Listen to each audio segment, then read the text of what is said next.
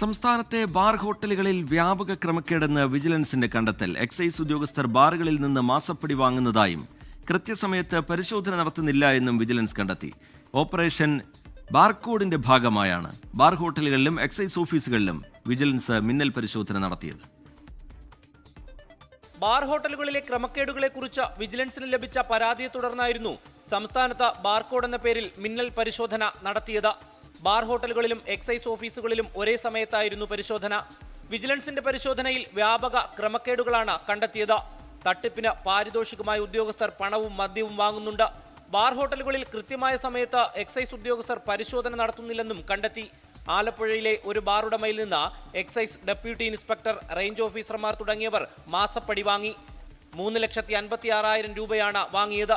ഇതിന്റെ തെളിവ് വിജിലൻസിന് ലഭിച്ചു. കണ്ണൂർ പയ്യന്നൂരിലെ ഒരു ബാറിൽ നിന്ന് ബിവറേജസിൽ നിന്ന് വാങ്ങിയ മദ്യം പിടിച്ചെടുത്തു. പത്തനംതിട്ടയിൽ ബാർ അവധിയായ തദ്ദേശ തെരഞ്ഞെടുപ്പ് ദിവസം മദ്യം വിൽപ്പന നടത്തി.